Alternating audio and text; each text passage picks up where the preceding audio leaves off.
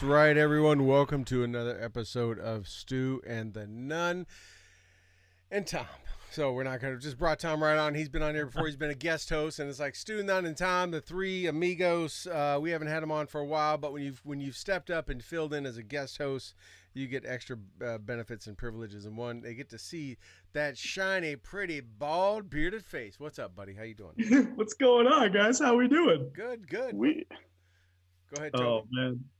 So, in one of those ironies, fellow friend of this program and of ours, Black Five himself, Matt Burden, and I actually talked for the first time in a while again. So I feel like I need like 3 or 4 other people to come out of that 2012 woodwork, and life will be pretty good. But he says hello, by the way. Hopes everyone's doing well. But yeah, how we doing, boys? Good, man. Like, the funny thing is, like, behind the scenes, I noticed the technical deficiency. I just want the record to reflect, no one's going to be able to witness this other than me, but I want to say it on the air so Troy can acknowledge I noticed the technical deficiency, and what's that? was Facebook, able to identify it. Facebook trying to shut us down? Was that what it was? No, something like that. I think we're up. We're up. Good, we're streaming on all outlets and platforms. There's freaking satellites spinning around in the air right now. Tapes are drives are turning. Freaking satellite, rocket missile launch doors are opening. All kind of stuff's happening. We are live. It could be because the flag behind me. Maybe somebody got triggered. I don't know, but not that. In case you can't read, I have the translation right above it. Anyways, yes, we did have a little technical glitch. It happens to the best of us, right? The best of us. I knew it. But talk smack, and next time I can't be here, I'll be waiting for you to see if you're going to have the show or not. Hey, everybody knows that if Troy can't be on the show, there's a good chance that I won't do it because I suck so bad at technical. It's so true. Like, literally, so Toby and I are like chatting earlier. It was like, yo, by the way, if you want to come on tonight, let's do it. I'm like, well, hell yeah. And I'm like, all right, so what's the skinny? He goes, hit Troy up, man. He handles all that technical stuff. I'm worthless. What's up, Troy? I didn't say worthless. I said Troy's like the tech guy. I'm more of the quote, if you want it fucked up and not working right, unquote. I'm sorry. Your long-winded version of worthless. I'm sorry. I stand my comment. Yeah, worthless is the acronym for that. It means all that. Is that Webster's Merriam that right next to worthless, and it says in forms of technical help, Toby. The sad thing is, the same software and stuff I use are what 8-year-old boys use while playing freaking, their latest video game, playing Call of Duty or Fortnite. This is what they use to stream their video games that all the kids watch on YouTube. So, an 8-9-year-old boy with a small desktop and a camera can operate this stuff. That's all I'm going to say. Why are you coming at me like that, man? That's all I'm going to say. Because you called out my technical glitch at the start, dude. But that's all right. We are 3 minutes in and we are already completely off the rails, which for anyone who actually knows us in the real world knows this is exactly what happens when we all get together. Don't worry, nothing has changed. We're gonna refocus on you because you're right in the middle of the screen that everybody's watching. So we're about to. I'm sorry for them in this ugly mug, man. Yeah, well, we do got, but Baby Yoda's cut off. I don't know why he's cut off. I gotta check the. Just his poor little head. Oh, is that better? That's better. Yes. That's all right. Let him creep in there. Let him creep in there. That's it. This is the way. This is the way. Yeah. I'm bugging for season 3. Yes. But anyways, hey, Tom, welcome to the show. So speaking of, hey, let's not get carried away. There's some goodness here that could be related. So, can I tell a true Tom and Toby Hollywood story? Do we got time for this? We have time. It's our show. We have time.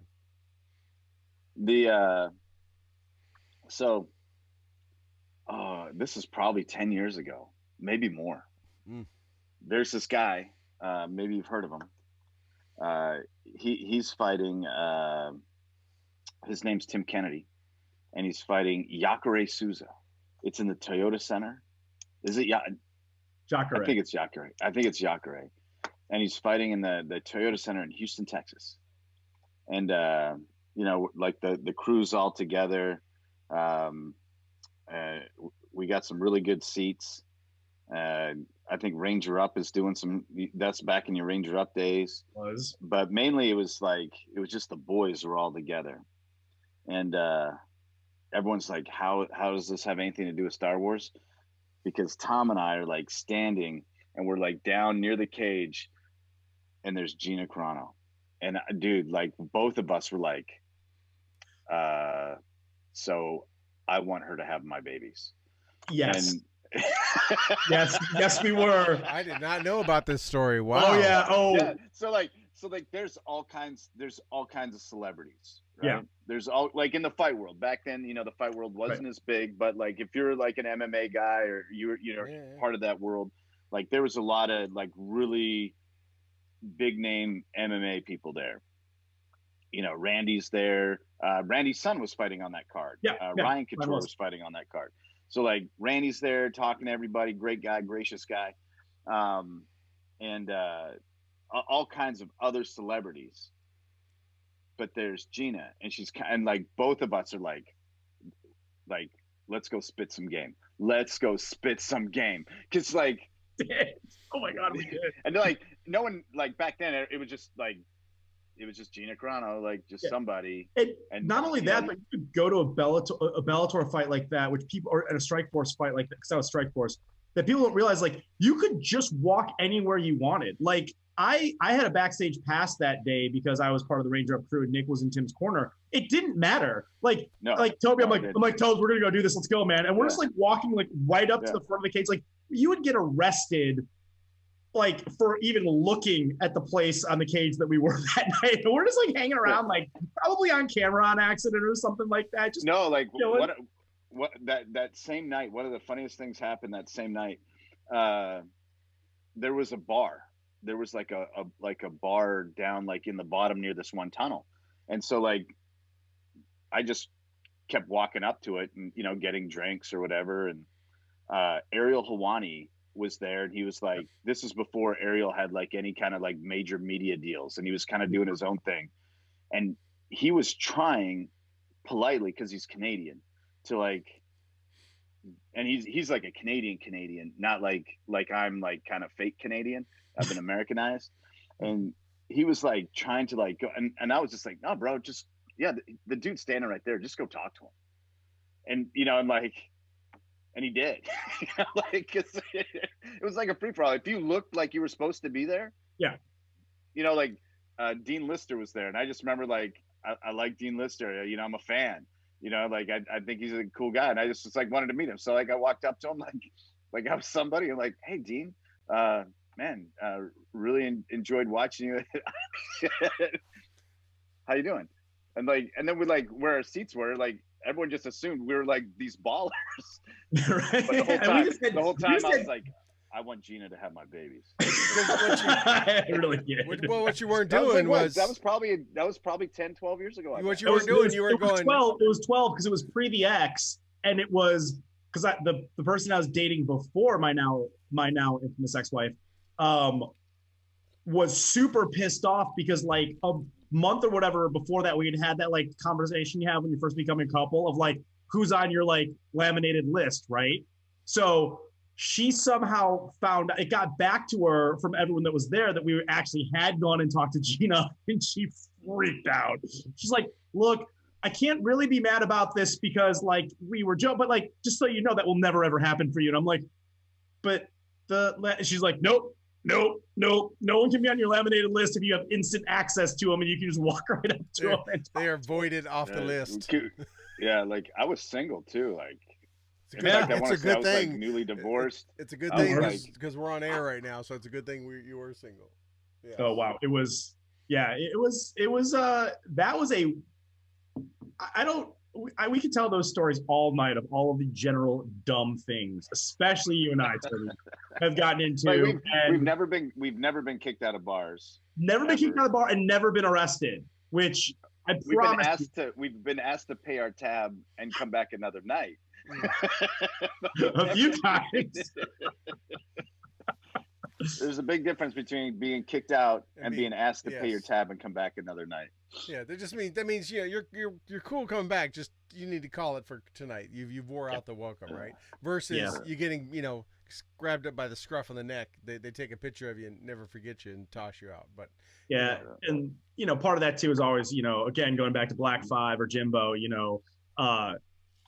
setting the conditions of the battlefield with excellent tips by paying every round as opposed to just letting it build up. That may or may not have saved us a couple of times. Well, Burden's good about like not letting the tab roll, but he's also good at not letting the tab roll because he has a really bad habit of ordering Shirley Temples and sending them to people. Yes. Like if you've ever been in a he tries in to a piss bar, off. when Matt starts getting drunk, you can tell his level of drunkenness by who he sends the Shirley Temples to at the bar. Jimbo is Jimbo, but he's changed his ways. He's all grown up. He is all dry now. He is. He's all grown up. But no, it's there's a ton of stories, and we could probably have a show of nothing but just past stories. But people probably would want to quit hanging out with everyone. But it's none are felonies. No. But probably many would get people looked at differently or in trouble. Hey, Mom, how you doing watching the show? Anyway, yeah, right. My mom's the #1 fan. But yeah, right. She is the top fan badge. She is top fan badge, yes. I don't even know what that works. I just got one the other day. He's like, "You're Kimber's top fan badge." I'm like, "Are they sending me a new pistol?" Like, I don't know what that means to be a top fan of Kimber, but dude, that's awesome. Except I just like everything. Congratulations. Every pit. I don't know. It didn't get me anything. If anything, it may get me banned from Facebook. I don't know, but yeah. So, hey, Tom, we're having you on because today we were, this was on today, right? You were on for the interview was on Sunday. Oh, it was Sunday, but the clip just keeps spreading in the friend group, which I'm eternally grateful to all of you for. So thank you. Following in the footsteps of the likes of Jimbo and Dave and so many others that get their premiere on or like Pete Hegseth, right? They get a chance, and next thing you know, they're hosting a show on a weekend show.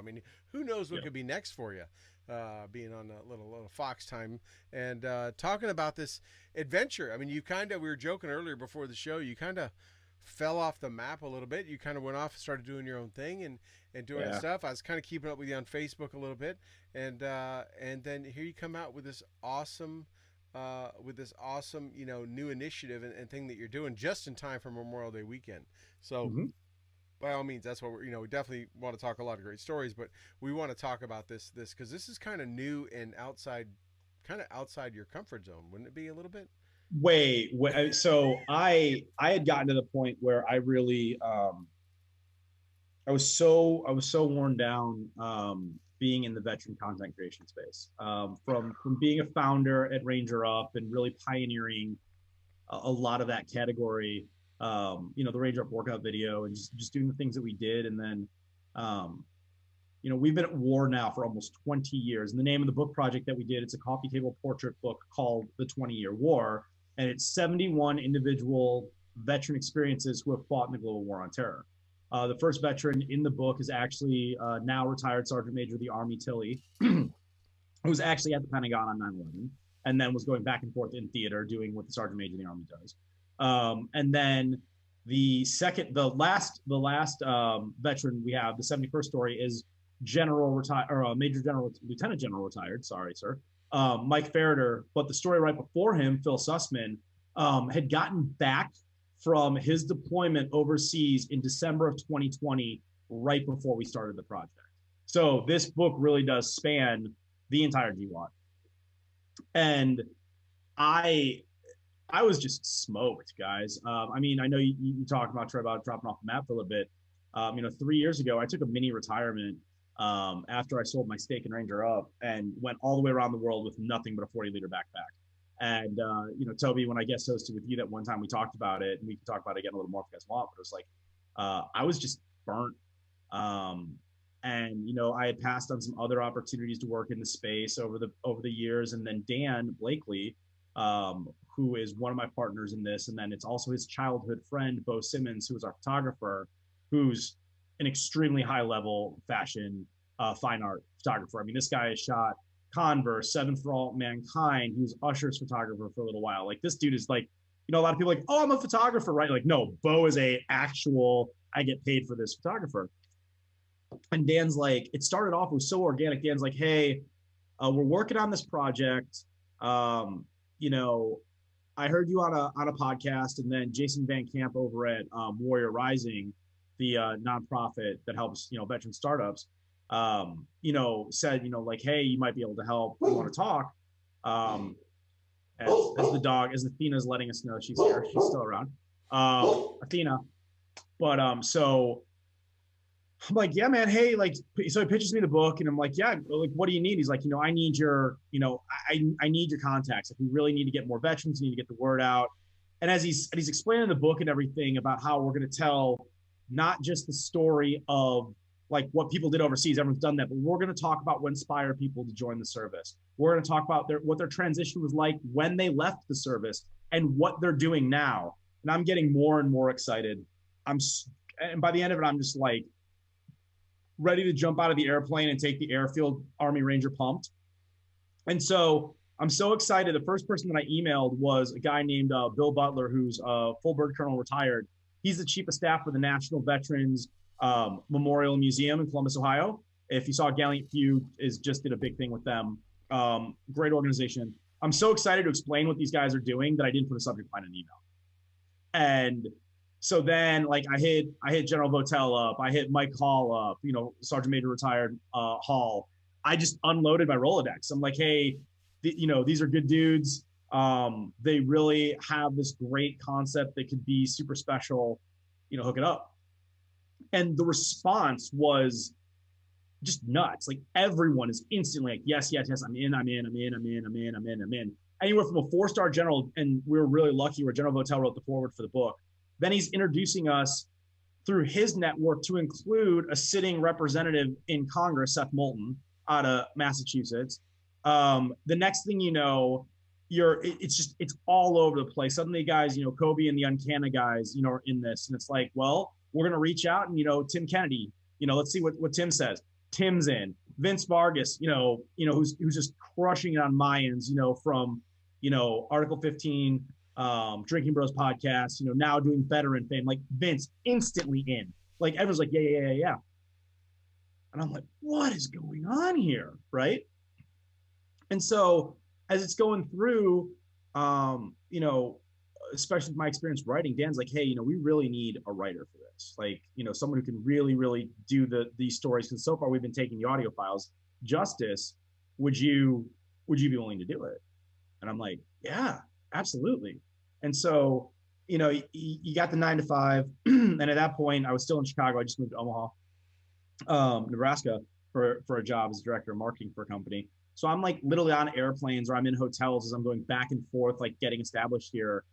And at night, as well as uploading the audio files to Dropbox, I'm just typing out these stories. And, you know, as fellow veterans, I know that I think you guys can really relate to this, is that every story is so unique and so individual and so personal, but there's so many common threads that go throughout all 71, all branches of service, you know, a multitude of different jobs, you know, whether these are people that you've heard of like Tim, or people that you have no idea, you know, like a David Prince. So you're like, David Prince, who the hell is that, right? The connective tissue is so amazing. And the authenticity and the honesty in which these men and women tell their stories is crazy. Like, you know, just because I know you guys actually know Tim on a personal level the way that I do. I listened to his audio file. I got about 2 minutes in. I stopped. I called Dan, and I'm like, did he really? I mean, can we actually write this? And they're like, what? I'm like, can we actually write this? And like, is it cool? You know? And then it's like, you know, I went back to Tim. I'm like, hey, dude, like, I love you, but like, this is you being like really, really honest. And he's like, yeah, write it. You're good. And I'm like, it's just the entire book has into it. It's just it's an authentic representation of what it meant for these individuals to serve. You know, we talk about some heavy stuff on some levels, and we talk about what it really meant to serve. And I think the coolest thing is that you see out of how many of these veterans have risen and have ascended to this new height once they found their new purpose. How many of them are crushing it as entrepreneurs? How many of them are just such meaningful members of their local communities? Just this, how much this book just shatters that broken PTS that narrative, and also is so human that you can't look at any of these men and women and think they're Captain America or a vet bro, or like, it's just so authentic. I mean, that's so. Let me pause you there, Tom. I got a couple questions I want to unpack, and I'm sure Toby does too. You talked about all this interest and everything, and it took off. You limited it to 71 stories. I'm assuming you had a lot more. Was it tough? Or one, did you guys plan to have that many? And two, what caused you to cut it at 71? So we had initially planned to just do 70, and then in the 11th hour, Sergeant Major of the Army Tilly said yes, and we're like, how do you say no, right? Yeah, right. No, you go to volume 2. You'd be good. Yeah, well, no, actually, it's honestly, it's one of those things. Like at first, the guys were like, well, if we can get 50, that'll be great, and then, boom, like we were gonna go so far past that so quickly. And then it really became like, how many pages for how long is the book gonna be? And 70 felt like the right number there. And it was all word of mouth. It was all this crazy organic, this guy knew this guy who knew this guy who knew this guy. And then the threads that would connect back, like Nate Self, Silver Star recipient, former Ranger commander, is in the book. He was one of Nick Palmisciano, my former business partner at Ranger Up, who's still a very good friend of everyone here's, one of his best friends at West Point. And so like I didn't even realize that we were going to get Nate, and suddenly I called Nick. I'm like, you're never going to believe whose story I'm typing up right now. And he's like, no way. I'm like, yeah, no, Nate's in it. And so it's actually really funny. And honestly, I genuinely feel bad. Really, I do. It's like, as I'm starting to promote this, and all of my friends that were also vets, like, yeah, thanks for asking me to do it, asshole. It's like, dude, like we did this in 2.5 months. I mean, that from the time, from the time that we're like, all right, we're gonna really take a shot at this and start typing the stories, until we sent the initial manuscript to the publisher, was 2.5 months. That's fast. Yeah, I mean, it's just. And you flew Bo around. You flew around and did all the photography. So right. Bo primarily drove. He drove 16,000 miles across 42 states, and then that's a couple of oil changes. Yeah, right.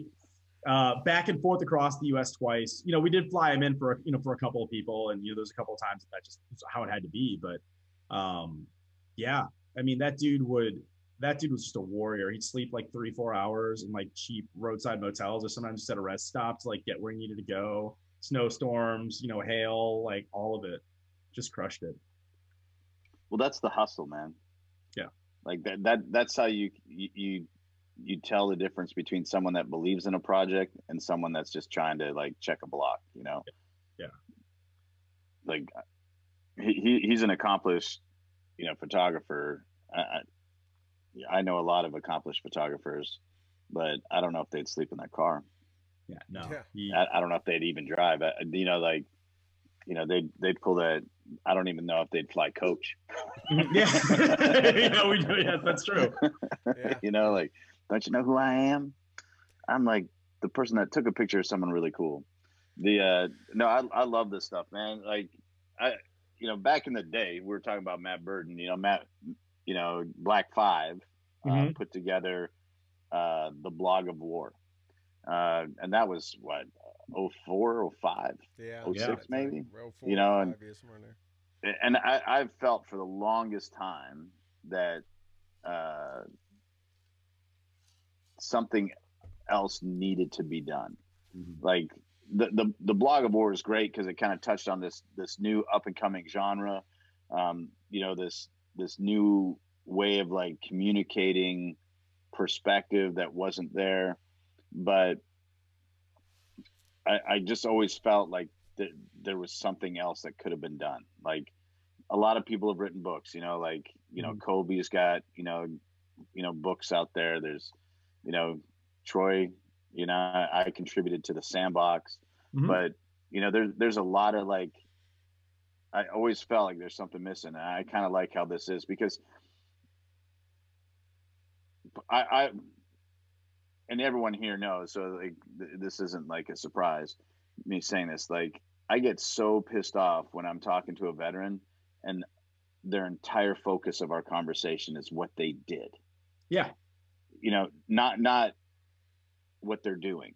Mm-hmm. And, I've like great friends, good buddies that are stuck on what they did, and they just haven't progressed, and they haven't found that noble purpose again. And I believe like that's the shortfall of us, you know, in the community, is not, you know, demonstrating that you can find noble purpose outside of what you did this one time. You know, like that meme or that picture, whatever you want, GIF or whatever, that's like, you know, PTSD, you'll never be as cool as you were when you were deployed, you know, and it's got like that kid shooting the saw over like the mud wall. Like, man, you were a kid then. You're an adult now. Like, what are you doing? Like, how are you bettering your community? You know, like, I think Vince is a great guy. You know, like, I think that whole veteran, just the word, just the name, like stuff like that. You know, when you see,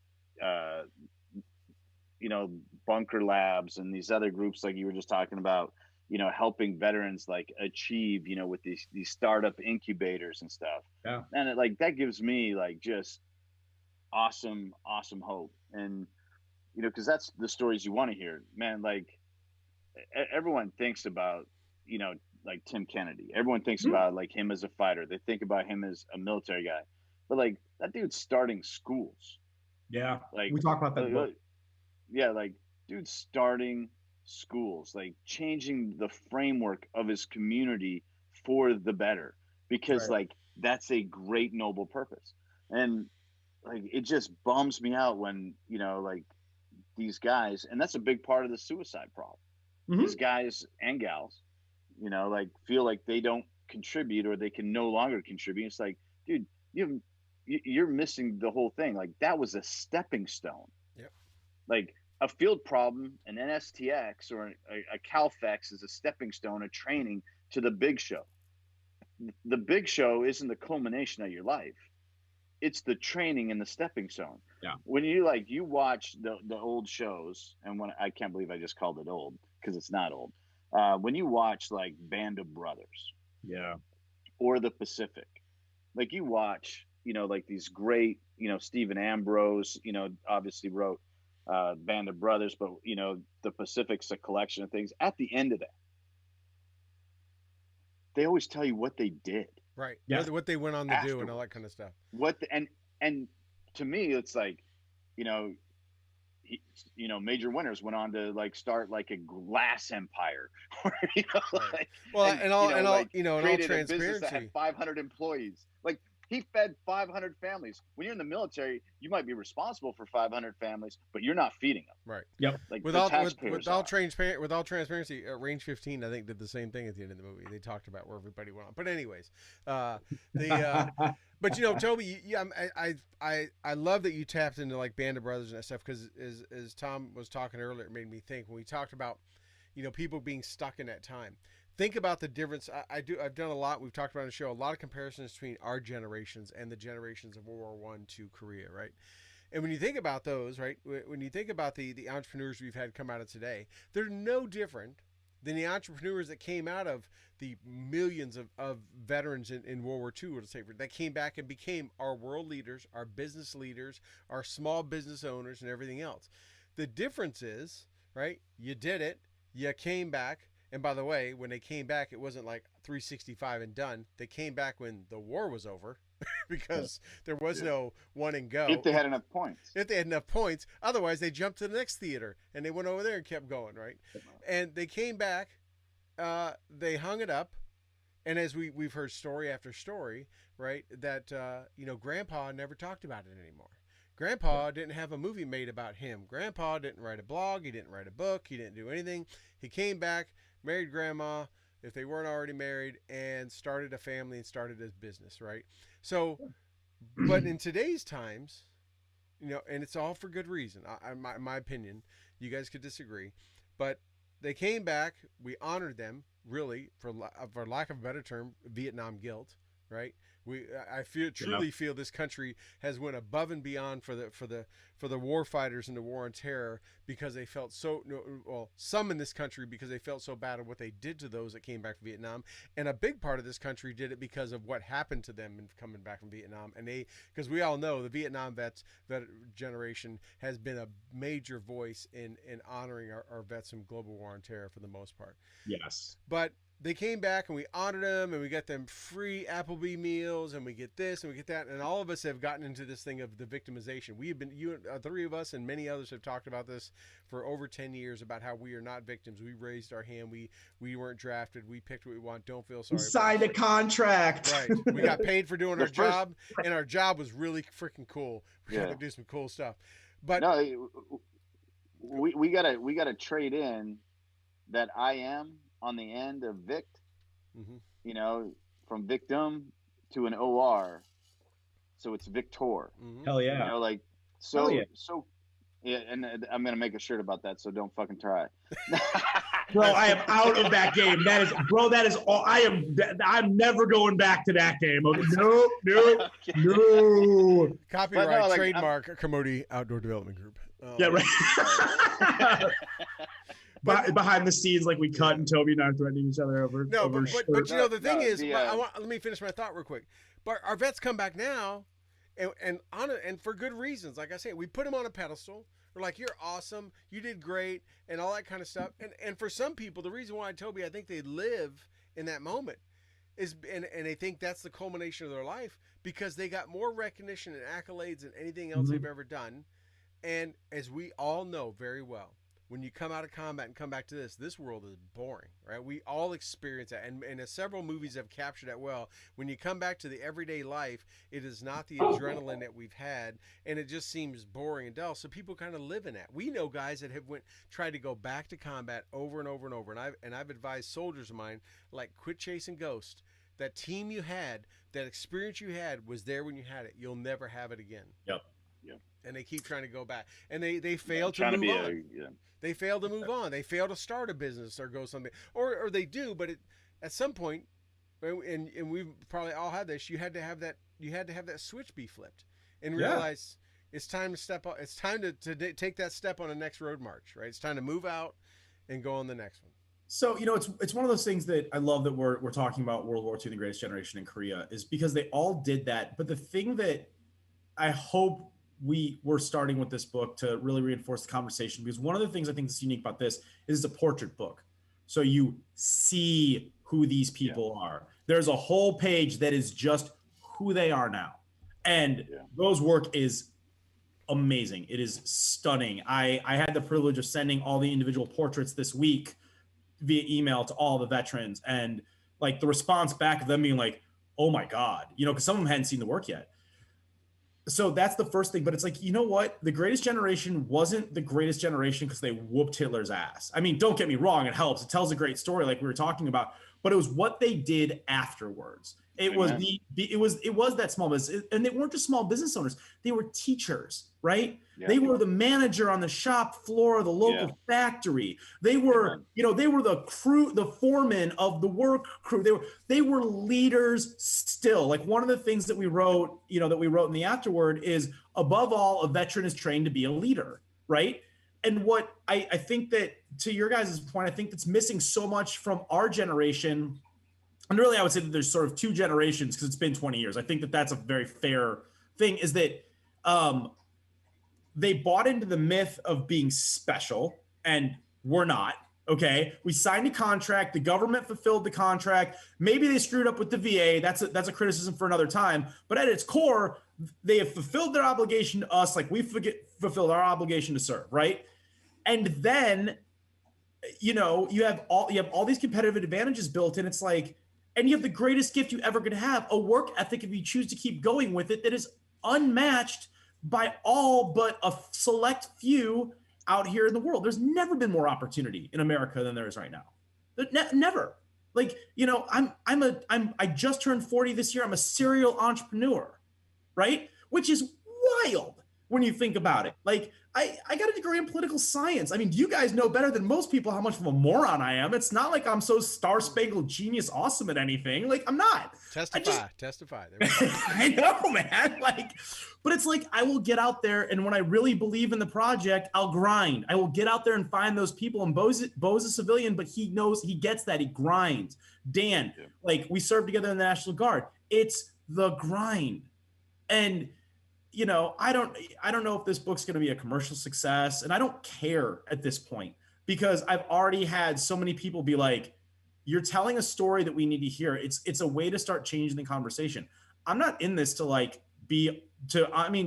I'll tell it myself. Like, I remember telling people I couldn't wait for Ranger Up to be this $200 million company and I could be rich as fuck. And then I could make all these changes I wanted. Right. You know, 30-year-old Tom Amenta was like, when we do this and I'm going to be able to donate this and I'm going to change this conversation. No. The conversation starts changing when you share that story and it's authentic and you're like, stop buying into this myth that you are broken, because you're not. Okay. By the way, PTSD is not a veteran only problem, ladies and gentlemen. All right. Like, I have friends of mine that are civilians that have had horrible things happen to them and they have PTSD. Okay. Like, we don't own the market on that. Not only should we not, we should be embarrassed that some members of our community are trying to. Okay. Yeah. We also aren't Captain America, and we're not that Star Spangled Awesome. We don't deserve anything. We don't.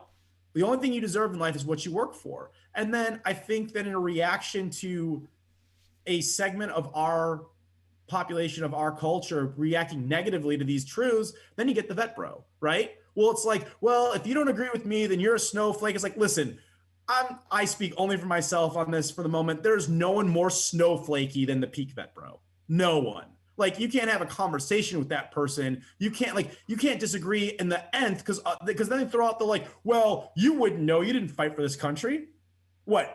You're not an American because you didn't happen to go do what we did? Like, come on, man. Like, get up every day, work hard, and grind. That's what made us successful in the military. That what makes you successful out in the real world. And the minute that you realize that you're not special and you're a human being surrounded by other human beings, and that connection matters, and working hard together will get you farther in the world, that's when this conversation changes. And it still floors me 20 years in how the media wants to keep pushing these other three narratives we're talking about. Like, I don't quite get it anymore. Like, I got it in the beginning, you know, it was a good story. We're 20 years in, and this is still how we want to litigate this. Like, I don't get it. Secondly, how many people buy into it. It's like, man, I said this, as someone who's mentored veteran small business now for years and other things. I'm like, listen, what would your team leader say to you if you had told them what you just told me? Bro, like, you get two answers. One, it's the biggest Olay, like it's the biggest Heisman to that question you've ever seen. Or two, they look at me for a second, they kind of go, oh. And they look up at me and they go, they beat the ever-loving shit out of me. I'm like, then why are we having this conversation, my dude? Like, you know? No, I kind of want to rewind a little bit, because, you know, something I've always kind of wanted to say, and I think I kind of have in different ways, but the Greatest Generation, when they came back, and there's two things I want to talk about, because something happened last week that is noteworthy from the Korean War, and with definitely the Ranger family. So we definitely want to talk about that here in a second. But our generation, when we came back, we didn't join leadership in our community. We say we did, but we didn't. The Greatest Generation, they filled and bolstered the ranks of the VFW, of the American Legion. And that was a continuation of service in a way, of scouting organizations, of youth sports. They continued to serve, you know, but there's only a handful. So like, you were a VFW guy, you were American Legion guy. Sometimes you were both, depending if your town had both, and, you know, the drinks were good at each one. But, you know, like our guys and gals came back. There's 1 million military focused nonprofits now. Yeah. You know, like, it's because, you know, we're so special. We can only serve ourselves and solve this problem. We can't work together to serve the greater good and our community, because we know better. So we're going to start our own. And, you know, and I'm guilty of that because I've helped several get started. But, you know, I also am a member of like the big ones, right. You know, and I'm trying to serve the greater community. We just don't have the community buy-in. We think we're above it. And it's sad to see that sometimes like we feel like as a community that we're above it versus like buying in and like and still working together. So let me throw this one at you, because this is something I personally wrestle with, and you guys both as very educated people on this, I'm very interested to hear your opinion on this. On one hand, yes, and the fact that the vet bro narrative continues to permeate itself shows that there are people who think they're way above it and think that they're Star Spangled Awesome and all that. One of the other things I wonder is when you look at the percentages of Americans who served in these different conflicts, 20 years in, according to the VA, less than 1% of the American population still to this day has served in the GWAT. And I don't disagree with a lot of what you said, Toby, but one of the things that I do wonder is the combination of it being shameful in World War II if you were a man of military age who didn't go overseas, right? Who, you know, got you know, Steve Rogered the first 4 times, right? Like it didn't mean that you were, you know, but you were treated, I don't want to say lesser, but like there was this cultural shift there. You know, there was so much carryover from the World War II veteran to the Korean war veteran, that even though that's the forgotten war, like societally, you were still looked at very similar. Like that was a lot of like the older brother went to World War II and the youngest brother went to Korea, right? And the population, you were talking about 15, 20% of the American population, right? So it wasn't just this. I mean, look at it like this. If you look at the Americans available to USAA or Navy Federal, according to their rules, that's only 44% of the American population right now. That's eligible. Well, you know what I'm saying? Like it's the minority. Yeah. Man, you know, and that includes like the immediate family, like to the grandparents. Like it's still under 50%.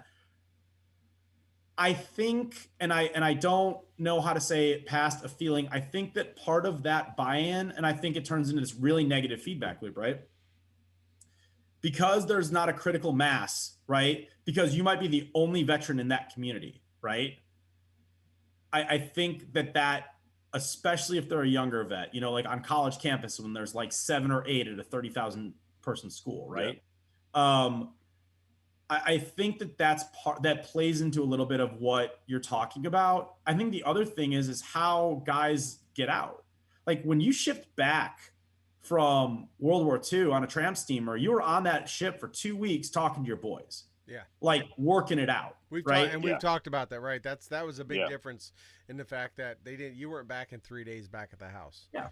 You talked it through. This is why we know the therapy. You didn't get refratted in 48 hours. Right. The therapy that everyone seems to be missing now, and the 22 a day and all that stuff, is I'm convinced without beyond a shadow of a doubt, is directly related to not talking it through. We all know what you see the nonprofits, you see the legions and different groups, churches put together these small groups to get in the circle and talk things out. But you're right. They were on that ship. And they talked it out. They talked about the good, the bad, the ugly, the funny, when so-and-so got popped, when somebody was taking a crap, when the Germans ran up, whatever. They talked it out. When they got back home, it was all gone. They had released most of the hate, and they walked back into mama's arms, and they went on with life. And you know, the other thing about that too, and Mike Schlitz talks about this in the book. Mike, you know, friend of the program as well, graciously agreed to be a part of it. And one of the questions that he encourages everyone, and like was like, hey, he was glad I made it in the book, is he's like, great, you're a veteran nonprofit, you're going to do this wonderful thing for a vet, right? Where's your follow-up?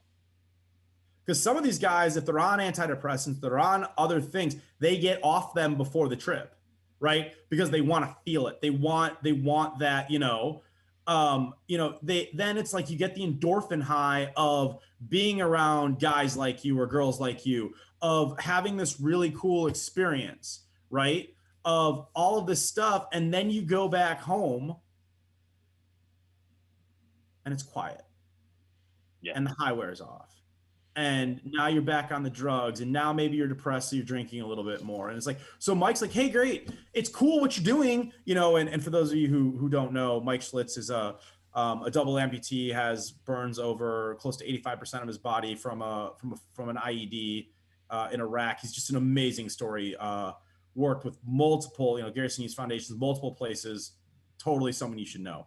One of the greatest facial reconstructions in the history of medicine. Yes, actually, yeah, he really is. Yeah.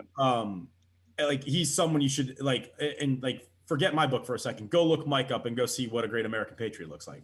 But I loved when he said that, and then, you know, like later I called him. I'm like, yo, I just put your story together. Like, I want to hear more about how I've never heard you say that, and I want to hear more about this because it makes so much sense to me. And so we talked for a while, and it's like, it's true. You know, I love Warrior Rising so much because they're like, and Jason Van Camp, who runs it, even did this to Dan and Bo when they first started the book. It's like, hey, cool. You want this. You've got this dream. You have this ambition. Great, cool. Go work for it. Van Camp was like the third or fourth to last guy that agreed to do the book. And he only agreed to do it when he saw that we had like already 50 stories at the editor. He's like, wait, you have what? I'm like, yeah, bro. I came a little, like I said, I came late to the part. I'm like, oh yeah, bro, they're grinding like a motherfucker. And he's like, all right, cool. Let's do it, you know? And Jason has been, the minute Jason realized it was for real, the minute he realized that dudes were on their grind, biggest supporter of the project on earth, right? You know, and I think that's part of that network, right? Because ultimately, the highest compliment you can get as a veteran is, oh yeah, that's a good dude, right? It's simple, but it's profound, right? You know, someone asks me about either you, I'm like, oh yeah, that's a good dude, right? You know, it's that friend of a friend. It's like that stamp of approval that, you know, and I think that there is so little, so few of those people inside of these communities all around the United States. I think it makes it really, really hard for that, oh, he's a good dude network, the way that it happened in World War II. And I think that that's part of it. And I don't want to divorce or disagree with what you were saying in the macro tone, because I think you're right. But I do think there's this component of that network doesn't get to validate itself, right? Yeah. And I agree with you. And, you know, like, and I kind of overlooked that.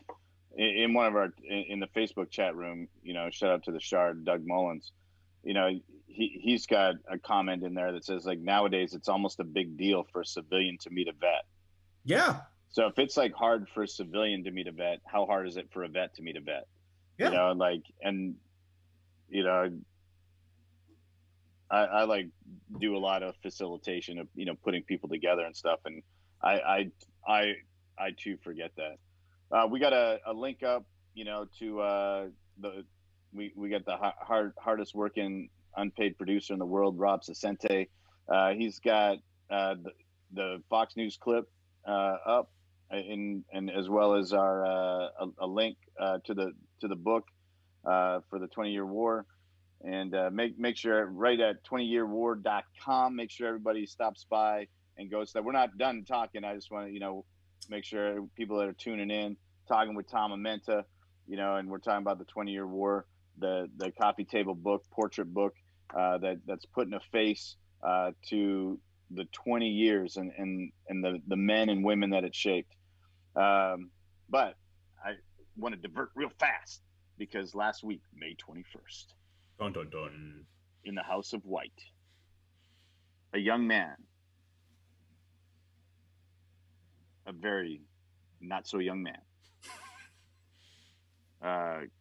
Colonel Puckett. We were talking about the Korean War, the forgotten war. This dude, what a stud. And I know you've met him. Yes. And a legend in the Ranger community. An absolute legend. Not just in the Ranger community, yeah, but primarily in the Ranger community. Yeah. He walked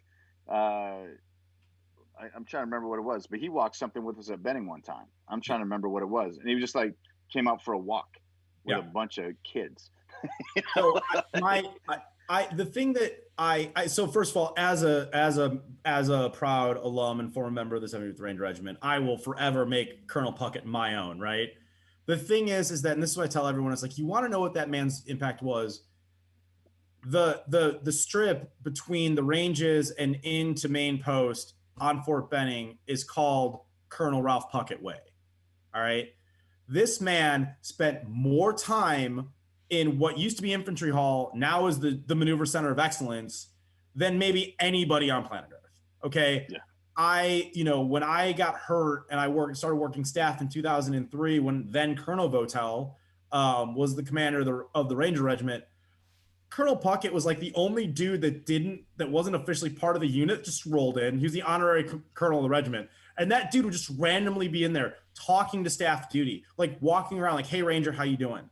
He would do that. He randomly would just drop into IOBC and Captain's Career Course and BNOC and ANOC and like all these leadership schools at Building 7 in Fort Benning, and just like listen to the instructors and then start dropping knowledge bombs. Yeah, I'm trying to remember if it was regular. Yeah, I'm trying to remember if it was BNOC or ANOC that he would just like came out and did a little walk with us. It was like he had the whole training plan. He was like, when those boys walking, I got him. Yeah. Yeah. He really might have, like, this man. Like, and it's actually really funny because the other thing is I actually don't want to give the impression that like somehow his Medal of Honor upgrade was like this legacy award for all the great things he did. Because go read a citation, dude. Like, I want his life to make that movie like yesterday. Okay. It's deserving. Right. And by the way, that shameful that it didn't happen earlier. No, it really truly is. And I think part of it is that he got the Distinguished Service Cross, which I think maybe in that time period probably sort of made sense, the way they litigate, awards back then to now and all that. So now that he has the Medal of Honor that's been upgraded, he not only has one Distinguished Service Cross from Vietnam.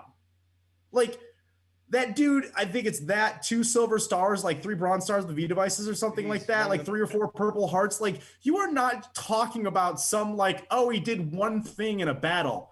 This dude's career was just pipe hitting. Yeah, and it's real. Yeah. It's real. Not to disparage a fellow Texan. Like it's real. Like those are real stats. Yeah, and I think all of that's amazing, and I love that he kept giving back to the Fort Benning community. But the man never stopped. Never. Like, it's been like 18 years since I first met him. He's 94 years old. He's still down at Benning doing this shit, guys. Like, he is still out there talking to the troops. He is still when we talk about devotion to duty or devotion to service, like, his name should be next to that definition. And that to me is, I just think it's so impossible. He's one of the few stories that I know of awards being upgraded. And part of this is my experience of literally sitting at his feet proverbially, or sitting in a conference room with him, just soaking up the knowledge, right? Just like listening to him, hearing his opinions. And he's pretty soft spoken, and he doesn't need to raise his voice. And it's just the wisdom just oozes out of him. But it's like, I mean, I noticed last week in the awards ceremony, I was watching, I got the alert because not everyone carries it. I was like, oh, they're about to do this. And so I kind of paused what I was working, watching the TV. And I thought it was so cool. I mean, obviously he's up there, and he stood up. So he's standing up at 90, right? 90? Is he 90? 92? 94. 94. And the young aide, female officer, I think she was, or whatever, she's one of the aide-de-camps in the executive office. She comes over and tries to hold his arm to hold him up, because he had President Biden on one side, and he just kind of gently and kindly just kind of pushes her away, like, I got this, right? And he stood for as long as he could, and after a while, she came over and helped him. But I loved it because he was just like, kind of looked over and he said something, because he had President Biden right on the side, and you could tell the president was kind of holding him a little bit, but he kind of pushed away, like, I got this. Let me kind of stay as long as I can. And I just thought it was so classy, and the fact that he took it as long as he could till he just started wavering a little bit. But man, 94 years old, those legs have seen a lot. And, but the thing I loved about that moment, Troy, was that one, he was like, I am going to stand on my own. And I just know Colonel Puckett enough to know that I really believe that he felt like he owed those he served with. Like, that was not him trying to be like of himself. But the minute he got a little unstable and the minute she came back to help, there was no lack of, there was no arrogance to it. There was no, I'm going to fall over. It was just like, to me, and again, maybe it's just because I really have been privileged enough to spend some time around him. That was him in a nutshell. It was like, I'm going to do this and I'm going to do this for the right reason, but I am not so above something where I can't accept help and accept people. And like this dude, when people were talking about should women have a chance to go to Ranger school or not, he's like, if they make it, who cares? Right. Yeah. You start talking about women, or you start talking about, he was one of the first commanders in all of the Army to integrate his units. He's like, I don't care. Color your skin, whatever, dude. Let's roll. It was about standard. Yeah. Are you capable of being a badass and capable of putting whole rounds in the places they went? Oh, you are? Come on, boys. We're going hunting. Like his entire thing, and exactly what you just said to him, is like, here is the standard. Can you meet it? I don't care if you're I don't care. Can you meet it? You can? Go. Great. Hop in, grab your ruck, grab your gear. We're leaving in an hour. Yeah, the enemy doesn't care what you look like. No, and neither did he. Yeah. No, and the humbleness, which is kind of his trademark, right? Yeah. Because, one of the things, like I'm in a couple of little different groups, and, one of the things, like and I haven't seen a lot of traction on it, which kind of bums me out, but he's actually the most decorated soldier in history now. And he is more decorated than Audie Murphy. Yeah, he's got more Purple Hearts. He's got a little extra cross. He's got more than Howard, and of course, there's a Marine out there that is pretty close, but doesn't quite have it. But no, but the humbleness of not even like, that's not even part of the conversation.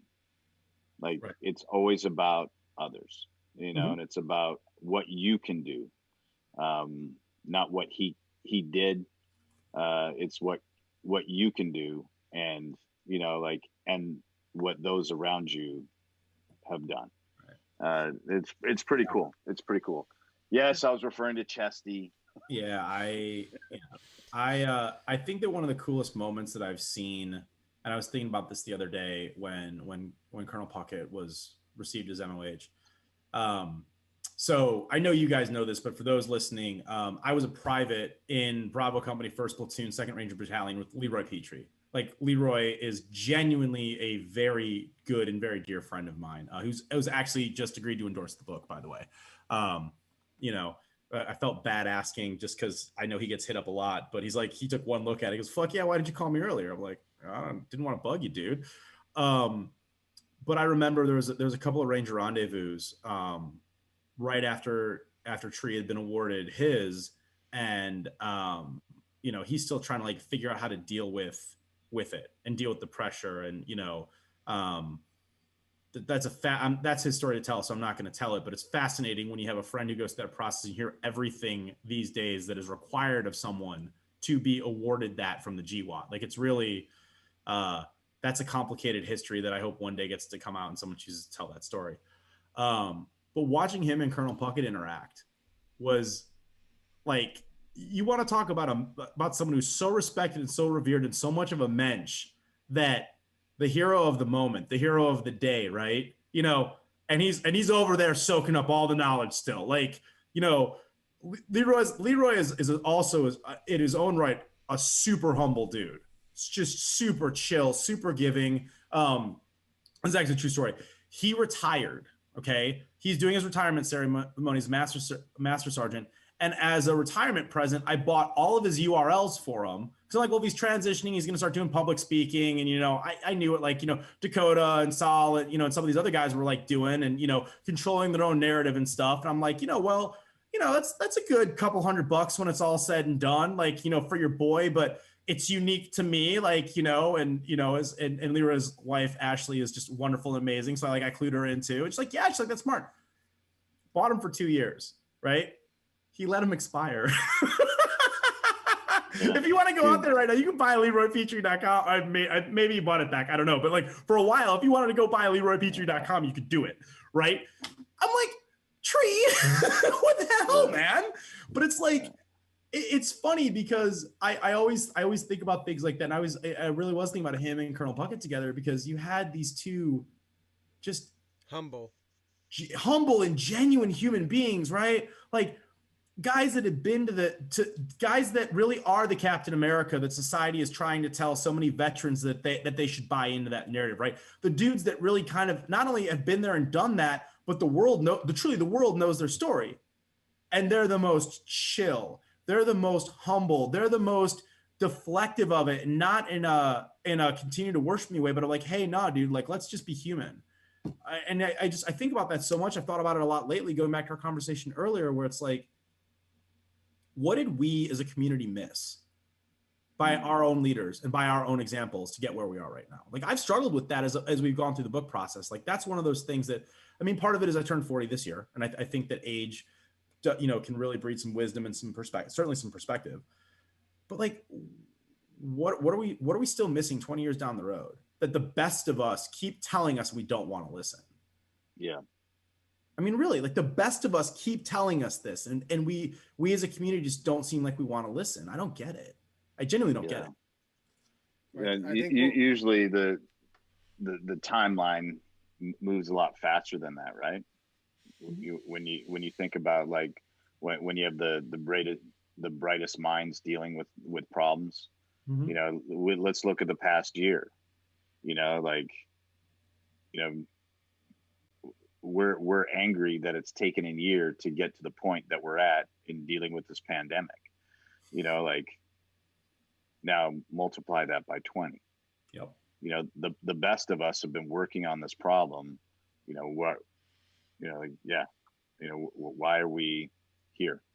Because I think if I were to give some perspective, and it could be totally wrong, it's because the machine that feeds that negative narrative, it puts out so much more than the rest of us can combine. True. Right? Which is whether it's the media machine, movies, social media, TV shows, people being perpetuated one way or another. It's coming at such a volume that we can't pick it up fast. I mean, it overwhelms us. I think that's where I think that may be where it's coming from. I definitely think that's part of it. I also think that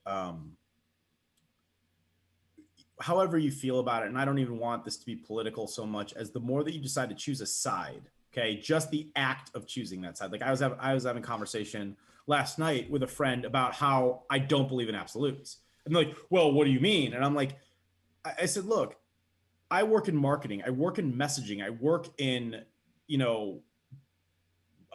crafting a narrative and trying to put it out there, in the case of my company to sell, security products. And I'm like, the minute that you say this is absolutely the truth, you've done two things. You put a shield up like this and you've taken a bat over your head, ready to beat the other guy with it. Now, of course, you guys have been around me long enough to know there are some things that I will absolutely plant myself like an oak tree and be like, come at me and bring all of your salty stuff, right? Like, there's one or two things, yeah. Yeah, we'll get Spartans at Thermopylae about it if we have to. But what I think, to your point, Troy, I think that if there are 100 things like that in the world, right? Everyone on the planet seems to have 100 different things right now, and when you find when it's you and then it's another 20 people and you've all got your shields locked, and you already beat someone else down for the other thing, I think we stop listening. And I think that the age of veterans that are transitioning, because what is it? Something like 78, 79% of veterans are just first term enlistees, something like that. Like it's really high. Like you'd have to check my math on that. Like, so yeah, no, it is. So now you have this kid, right, who is anywhere from 21 to 24. Their forebrain isn't fully developed.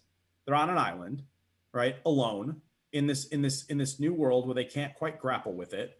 They don't have their community. They don't have their tribe, the way Sebastian Younger puts so eloquently and so beautifully in his book, right? Which is one of those books I tell every veteran transitioning. One of the best books written. Yeah. Read Tribe, read Ego is the Enemy by Ryan Holiday, because you've been told your entire military career and that enlistment that you are the most and best and star-spangled awesome. And for this 1 millimeter wide by about 10 feet deep thing, you are in fact that person, but the world's a lot bigger than that. And, I think that that's part of what makes it so hard, because you want to believe in that narrative that made you so good at what you did because it's required, right? But that's not how the rest of the world works. And for that matter, outside of slinging lead, or outside of firing and maneuvering, you're actually not that good. I think that's also why and someone could fact check me on this. Some of the numbers I saw recently in the last year or so is a vast majority of the 22 a day of the veterans that are killing themselves are either never been to combat, which is amazing, or first term enlistees. Yeah. Like they're not and I don't remember what the number was, but it was at one point. That was a vast majority. And I think I didn't realize, I'm like, why are these people that haven't even been over there? What are they? But I think the more I've thought about it, because as you said, age brings wisdom and perspective, is that they didn't either. That's all they had. And they're put up again on this pedestal that's kind of shaky. It's not really given. It's not satisfying them any given thing, or they never got their chance. Right. And I don't think it's survivor's guilt. I think it's and I hate to say this, I don't mean this to be crass. I think it's a bit of jealousy. I didn't get to be, to come home in that parade. Just to correct, the vast majority of active duty suicides. Yes. Active. Okay. Yeah. Active. It's active duty. Okay. Yeah.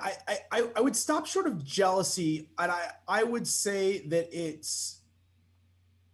I wouldn't call it survivor's guilt, because survivor's guilt, I think that I don't that think it's is very guilt. But I think that it is. I'd say it's shame that they never did what so many around them did. Or this was a struggle for me when we were putting the book together. I've got 2 combat tours, okay, in a special operations unit. I'm not special, I'm not hyper unique, but I served my country well and honorably, and I know that intellectually. I start reading these stories, listening to this audio, and I am typing up these stories, and I am the conduit now for, the 20-year war to tell these 71 stories. And I'm doing the math, because one of the questions, like, how many tours did you have, right? Command Sergeant Major retired Bill Thetford, who spent 20 years in the unit, just that in his service, like 32 years, 20 in the unit, is, and I love Bo, but as a civilian, sometimes he just doesn't understand the question he's asking. You know what I'm saying? Like in the audio files.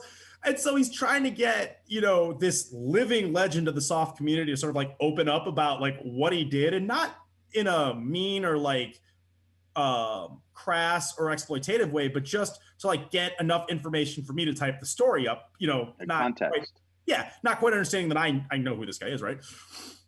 And he just keeps like Heismaning him. And finally it's like, he's basically like, listen, from the time the war started until about 2012, I was overseas 1 to 2 times a year. It's like, and that was only because he graduated out as a sergeant major to do like division level sergeant major stuff, right? Yeah. And I'm like, I didn't do anything. Like I'm listening to this, and it's like, I intellectually know I did, but I'm like, I didn't do shit. Right?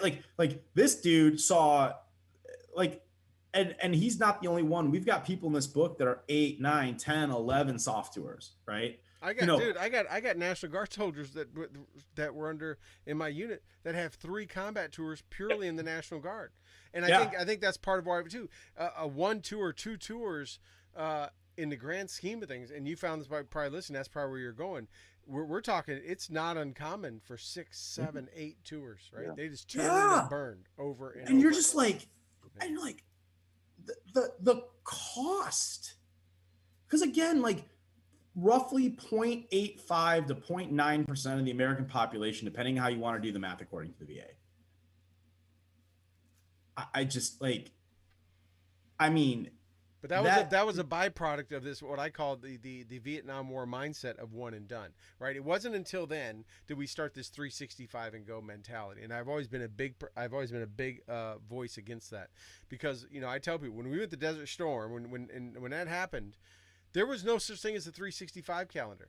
They were like, hey, Saddam invaded, we're going, we went. There was no like, we'll be back in a year. We just figured we're going. It just happened to get over when it got over, right? I went there in August. I came back in April, but there wasn't like I was planning on August. But then we got into this mindset of you go, come back, go, come back, go. And had we just, I pushed this when I was over there. Had we just did what we did in World War II, and you said, okay, 82nd, 101st, whatever here, 1st Cav, 3rd ID, blah, blah, here, whatever. When you're done or your unit gets wiped out or you accumulate points or whatever they come up with, then you can rotate out. Otherwise, you're going and you get the mission over with. We would have been, those wars would have been over. We would have been much more effective. We would not have drained and depleted our not only full-time component, but reserve component to the point we did, had we just went over there and maintained that institutional and cultural and all the other knowledge that you get rid of in your last 2 months. And you're like, I just got to survive this one and I'm out of here. Yeah. And I think that's the real point. One of the things that actually bothers me personally at this point is when someone tries to say one side of the political aisle or the other is responsible for how messed up things are overseas. All right. We've had 2 Republican administrations and 2 Democrat administrations that have both tried to solve this. Okay. I have opinions about all 4 of them. Frankly, at this point, not a lot of them are positive. Like you want to get in the nitty gritty, we can do it. But like, I really very aggressively push back on any sort of narrative like that, because I think it goes back to exactly what you just said, Troy. And that is, you have to understand what you're doing and what your goals and what your objectives of the war are. And also that it takes time. Like, and coin's a great example. Most soft guys love coin, loved it. Because what it meant was everybody that was getting shot at, everybody that had to like sit there with their thumb up their ass. And it took me years to really fully grasp this because I came from the soft community. Like to me, I'm like, well, yeah, I told you this makes all the sense in the world. It's like, because I wasn't the dude getting shot at on a cop. I wasn't the dude that was getting pot shot and had to go through a village with, finding 12 AK-47s in a room and having to leave 4 of them because that was the rule, right? Yeah. That wasn't me. Because what all that was data points, the algorithm that was telling me they're most likely there, go kick the door down in the middle of the night. So to me, that was great.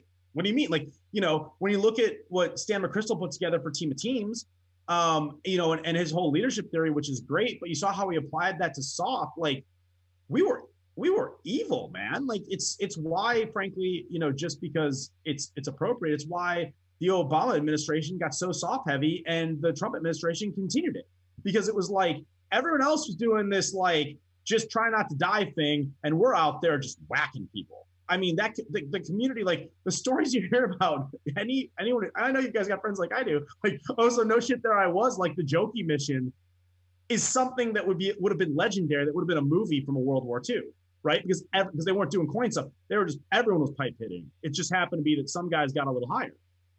So for me, that was great. But, and you hear a lot of the frustration from some of the troops in the book when we were, in the audio and when sort of followed up conversations that were just, ground forces. They're like, this sucked.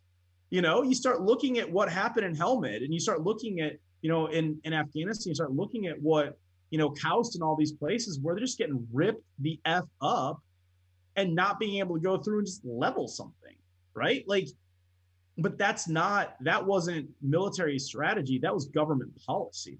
Right. That was, and that's why, that's why there's a part of the military like PSYOPs and stuff that do that kind of stuff. But the military, we're trained from day one when you walk in, right? We talk about what makes the green grass grow, right? And bodies. To go and find, fix, eliminate the enemy. It's ugly, it's terrible, it's horrific, but that's what they train you from day one to go do. And I've said it over and over. We've screwed a lot of people up because we had them go. We trained them that. They said, "Here's my day. The big shot. Here's my one time. I finally, especially if you're in the infantry or combat arms, my one time to go do it. I'm finally getting put in the game." And you get over and you go, "Oh, here's some books to go deliver. Dig a well. That guy probably wants to kill you, but you're going to be nice and make sure his cows get shots. Go back tonight, and he's probably going to be the one putting an ID out for you tomorrow." And the psyche, and by the way, we were asking this of 21-year-old corporals who were leading 4 gun trucks, right? Or not even counting 19-year-olds, by the way. 19-year-old, right? E4s and E5s, right? Who years before we wouldn't have trusted with one vehicle, they were going through downtown Baghdad leading a con op of 4 with heavy weapons and knowing how to react to everything. And they were saying, by the way, but if you see a little kid or see this, then stop and do this and give them a book and a Beanie Baby. And, so rather than, the military does a great job of training us to desensitize our targets, our enemy, right? We don't look at them that way. But you interject this requirement to build government and build localities and establish governance and all this kind of stuff. You're like, wait, what? Am I here to kill and destroy? Or am I here to like be soft and cuddly and touchy and feely? And it really messed a lot of people up and threw them off their game. And I think it's going to have a long lasting effect on our military for the ones that grew up in the last few years when the wars are more active, that are going to be colonels and sergeant majors in years to come. Right. Well, the frustrating thing about it, and you highlighted it a little bit earlier, Troy, is that there's a point where I think that strategy might have worked. Like, I mean, one of the most famous quotes, arguably, of the past 20 years is Mattis when he goes into Fallujah and he says, "I came here to talk. I didn't bring my artillery, but I'm begging you with tears in my eyes, be honest, because if you don't, I'm going to come back. I'm going to fucking kill you all." Right? Like, there is a level of, I think that I don't want to like. I think there was a way that sort of that softer, let's nation build approach could have worked. The problem is, and it goes back to what we said earlier, it's the 365. You're never going to be able to build trust and rapport and authentic relationships and authentic connections. Like, you guys are both married. Like, if you look at your wife and you say, "Hey, honey, we have 1 year and then I'm out of here." I mean, no, like, really, like, how are you ever going to build a relationship like that? Right. You're not. You're not. And they knew it, and we knew it. And so when you're trying to have all of your cake and eat it too, right? Like, how was that ever? And the thing is that we've had 4 administrations on both sides of the aisle do it. And that's the thing that frustrates. And then they're like, well, why can't we get out? Look, man, I'm not saying which one is right or wrong. I think that both sides, like the super cuddly one or the kill them all like God sorted it out, I don't like either one of those options, if I'm being really honest, because I think that, or at least now you couldn't do either one. I think there was a time in Afghanistan, you certainly, knowing the Afghani culture and seeing what we did, being there in 02 and 04, you certainly could have brought a little more of the sword, right? I don't think you necessarily needed a nation build. Iraq was always going to be a mess. We never had a great strategy there. Like, you can't have shock and awe and let the Fedayeen out of Baghdad and then wonder why you have problems, right? You can't let the frickin' Shia sneak into Iran and suddenly, 9 months later, they come back with the most powerful IEDs ever seen, which, by the way, are military grade hardware because P.S. Soleimani built them, right? I mean, like some of this was just like Iraq was just a whole bunch of tactical stuff that now I feel like we're just getting war nerd about it. Yeah. But when you get to this point 6-7 years in, there was a time to choose.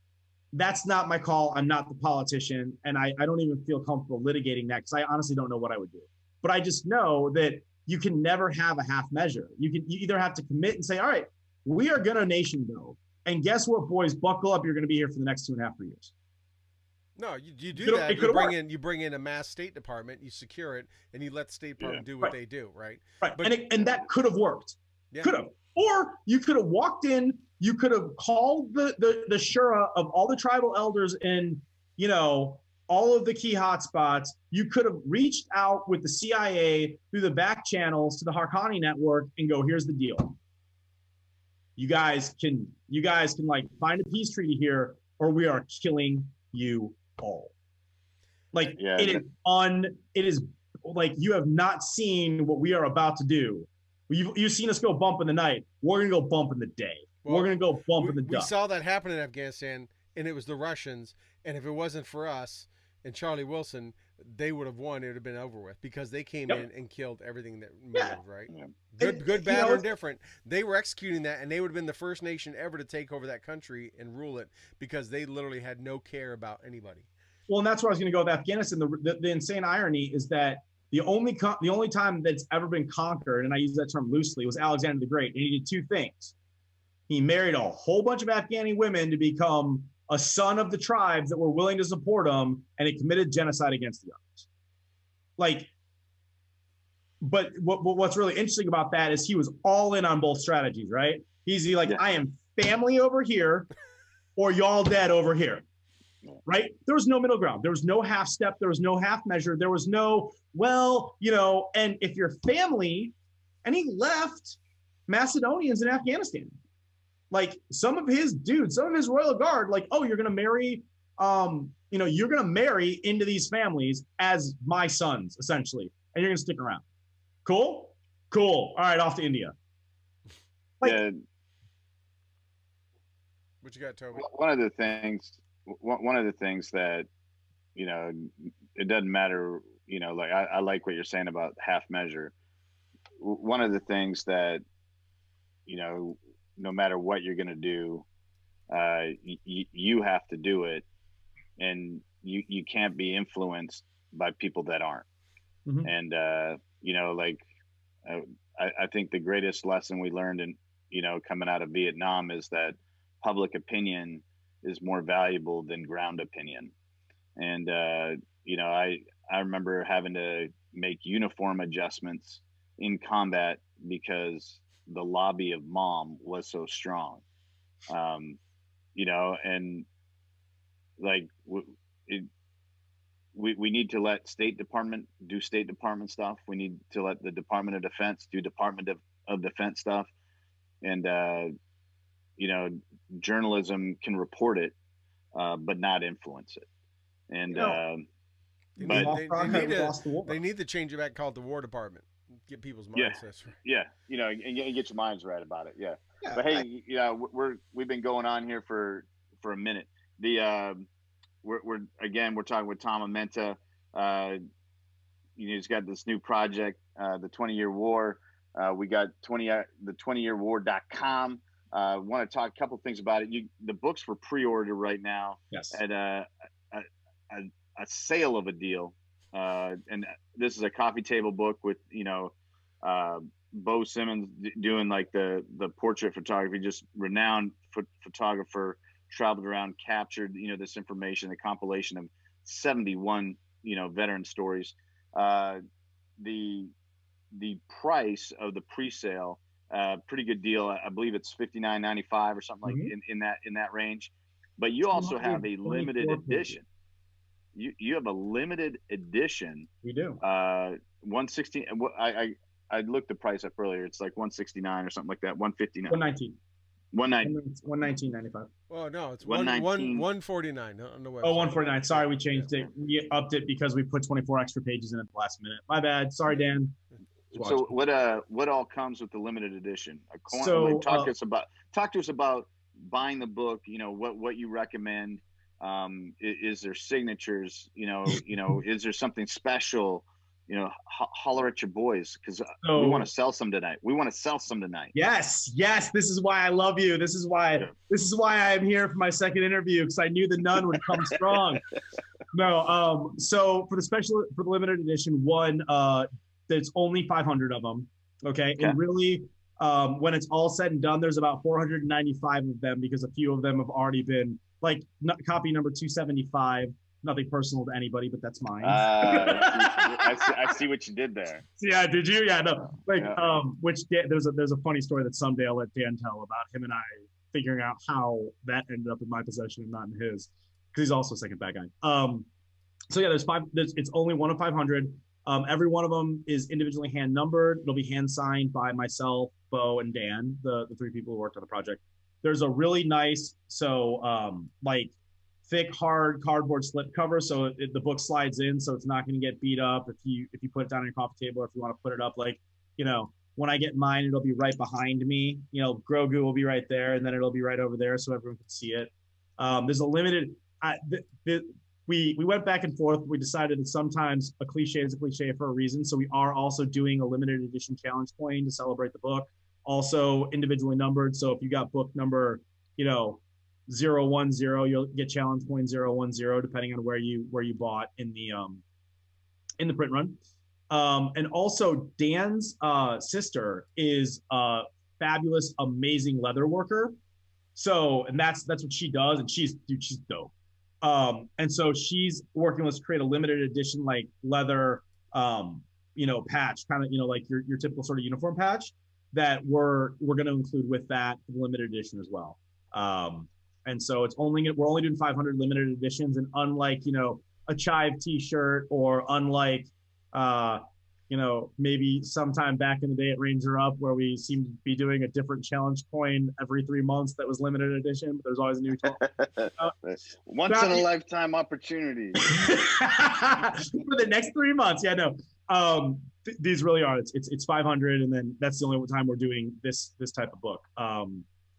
We might partner with some of the actually, we've talked to some of the veteran entrepreneurs that are in the book. We might do like a bundle on Amazon of like our different products, but that's still not going to be just individually numbered, signed, sort of thing. So that's the limited edition. And then the standard is just the 224 pages, the 70 stories. It is hardcover. It's a 12 by 12. It's on this. It didn't mean anything to me until Bo was explaining it, but basically, if you've ever gone to like a really nice art museum, I know us knuckle draggers rarely go in places like that. And they have the Monet through the era or whatever, like they have the book, and it's really, really nice. And that paper feels really, really expensive because it's from Italy.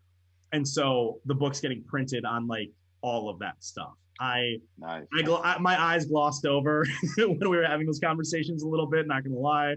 But Bo's like all geeked out about it, and 12 by 12, 1 foot by 1 foot is a big book, and we wanted that. We felt was actually very important because we want everyone to see these portraits for what they are. Just because you guys know Tim, and I sent you guys Tim's portrait earlier, like it's insane how it's both him, but he looks how he looks now in 2021, not, the Tim Kennedy that was fighting, Jacare, that allowed, Toby and I to try and scam on Gina Carano and be shot down gracefully. By the way, shot down gracefully for those of you who were with us at the start of the program. That didn't go anywhere for either of us. But we can at least say we shot our shot. And so it was, it's high quality. Our publisher, when we got done outlining what we wanted, and he goes, "Oh, so you want the Rolls Royce of portrait books?" And we're like, "Yeah." So that's what it is. And when's it coming out? So it will probably, the print run will probably be done and ready to go. And as soon as that is, we'll send out the pre-orders. That'll probably be sometime in August. We are saying the official release date for the book is the week before 9/11. And actually, this is breaking news that I can actually break here for sure.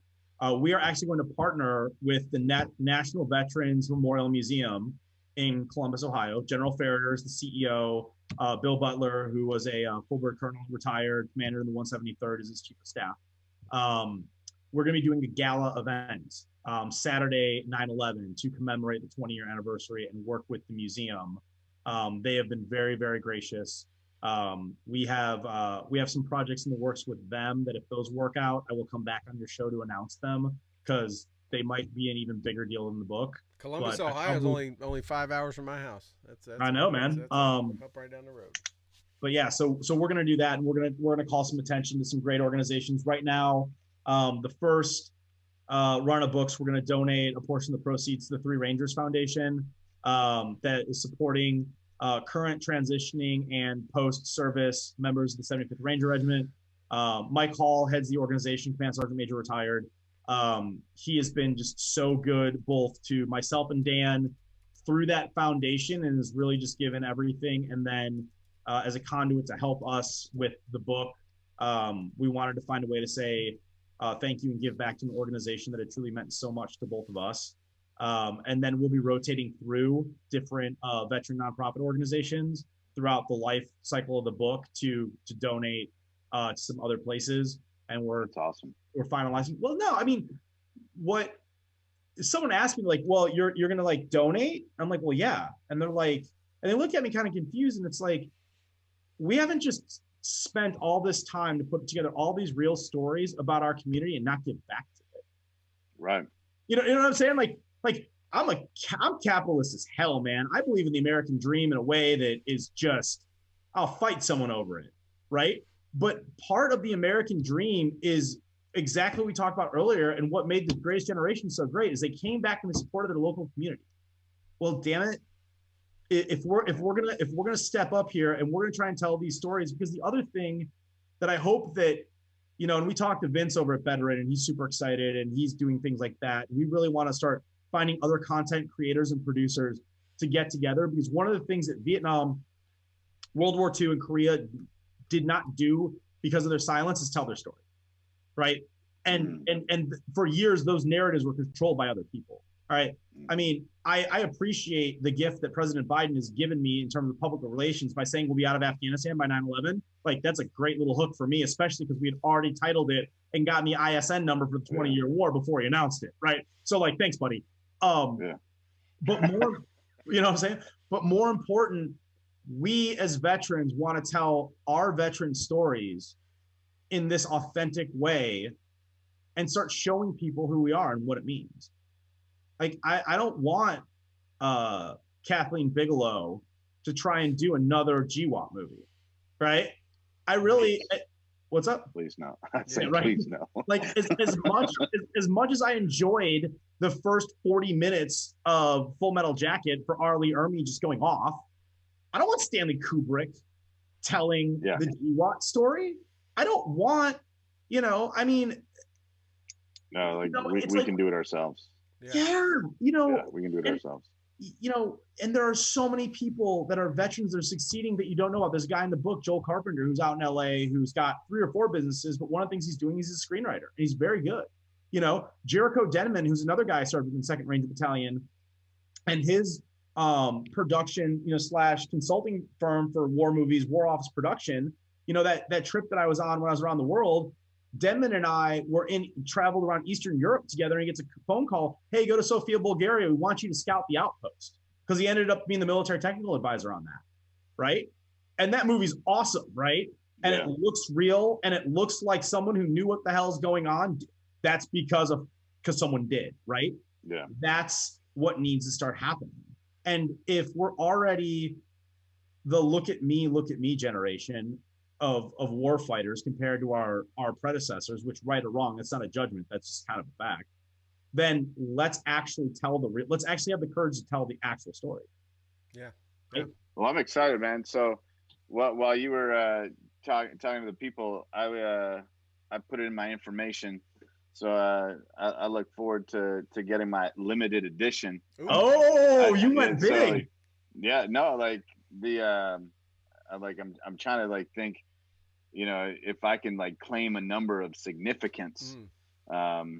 You and I can talk offline about that. I don't want that for public ears, because then I'm locked into something. I can only imagine. But before I was going through checkout, not on the limited edition, but on the regular edition, there was a tab for promo code. When you come up with promo codes, be sure to let us know so that we can share that. You know, because I'm excited about this project, not just because, you know, we're boys and, you know, like we've done a lot of writing together in the past, and as with Troy, but, you know, we want to get this in the hands of people.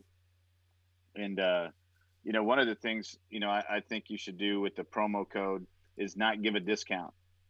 And everyone's like, why would you say that, Toby? Because, like, instead of there being a discount on the book, it should be like, I want 15% to go to the charity of the choice. You know, I hate how smart you are. I'll just say it. That's actually in the works right now. That was Akon. I'm actually annoyed that you called that out. Like, you just like, so like, you now know, it's going to be Toby's idea. Dude, now it's going to be Toby's idea. It's going to be like, oh, I remember when he talked about that in the show. I can do this because of Toby. Yeah, right. The problem. That's the only reson why we have the show, is so I can say my ideas out loud and take credit for them. And you know, like we actually had the conversation today with so Lex McMahon. Actually, Lex introduced to a friend of the show, former Marine, you know, Ed McMahon. Big amigo. He had his big pro fight and he won. Yeah, he did. He won. Yeah, like 47 years old, his first MMA fight. Dude, I know. It's like, so him and I were talking, and I had and him and I and so actually I got that idea. I'll go all the way back. I got that idea initially since he blew it up. Nils Parker, who helped Matt Best write his book, who has been my boy for a very long time. made that suggestion, and we kind of kicked it around. And then I was talking to Lex about it. He's, oh, that's a dope idea, man. You absolutely have to do that when, you're done with the, with Three Rangers being the first one. So Dan and I are talking. We're all excited about it. I'm like, yeah, this is definitely what we're going to do. And people keep talking about the promo code, yeah. And then what happens? The Nunn. You're welcome. The damn Canadians are so smart, man. Yeah. And then it's annoying. Yeah. You can't just be polite. You got to be smart too. Hey, we're trying. We're trying. But brother, man, we've been on for an hour and a half. Yeah. Just super excited. We could go on for hours and hours. We got to have you back, dude. But I'm excited. Everybody, take the time. 20yearwar.com. You can also find it on Amazon. The links are up on our Facebook chat and some other places because we got a badass producer. Shout out to Rob Cicente, and congratulations to our producer for getting potentially another job that will take his focus away from not getting paid with us, but compensates for our lack he'll of finally paying. be compensated by someone for his hard work. But much love, man. It's always good to see you. You're always doing fun, cool things. The only thing, one of the highlights of my life is, just some of the adventures that we had. Yeah. And I was just bummed that I didn't get to go on some of that world adventure with you. But the only non-redeeming quality that you have is you're a Blackhawks fan.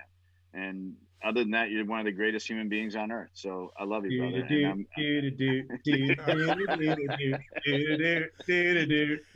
So all hockey fans know what I'm talking about. Yeah. So Burton sent me that the other day. I was talking smack to him or something, and he, next thing I know, I just get that that little GIF sent it. But So we know we're gonna have you back on. We know you're going to head back on, but there's no doubt that once the new season kicks back up and we all have a whole bunch of hope and dreams, we're going to have to do a hockey night show. Oh yeah. Opening night, boys. Let's just get. All got to drink some Molson though. That's the only rule. All our teams will still be involved in it. Yes, they'll all be there, and maybe I'll go see them. Right. I mean, hey, anytime. I'm always down to watch a game. I just appreciate that Troy hasn't killed me yet for taking Buffalo's proud son, Patrick Kane, and turning him into Chicago's proud son. That's all right. It makes Chicago my number 2 team because, I go watch because it'll never, because we'll never be in any list except the bottom, Dallas Stars. Anyways. Whoa. No, dude. Why you speak with such hashtag no goal. Hashtag no goal, dude. So my second team, because I lived in Durham for 12 years, with Ranger up are the Hurricanes, and they're suck so bad that people are like, oh yeah, that's cool if you wanted to be your second team, but now I say it because they're good, and people are like, oh well, I'm like, man, shut the frick up. Did they win tonight? What's up? Did they win tonight? I honestly I don't know. I didn't check yet.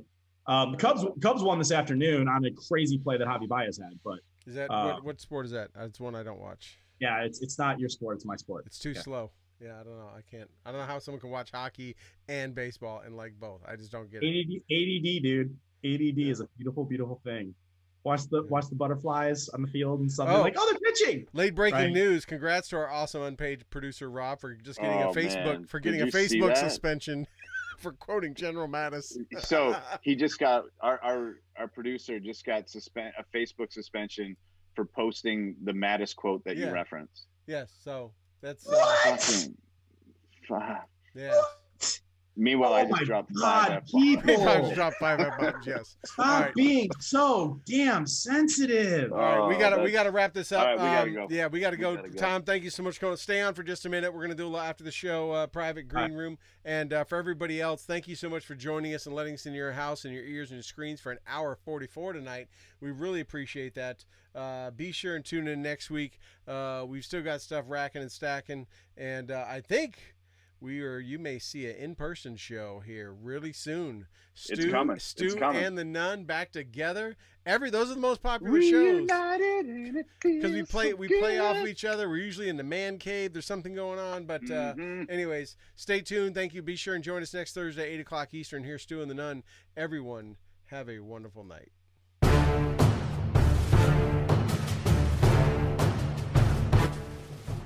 Well, that wraps up another episode of the Stu and the Nunn Show, and we hope you had as much fun listening to it as we did hosting it for you. Don't forget to like our Facebook page and follow us on Twitter. You can find all these links at stewandthenunn.com. We will talk to you again next Thursday at 8 p.m. Eastern, 7 p.m. Central. Also, we'd like to thank our sponsors, Commodity Outdoors, Veteran Outdoors, Enlisted 9 Fight Company, Warrior Media Solutions, and BooHammer.com. Thank you again, and have a good night.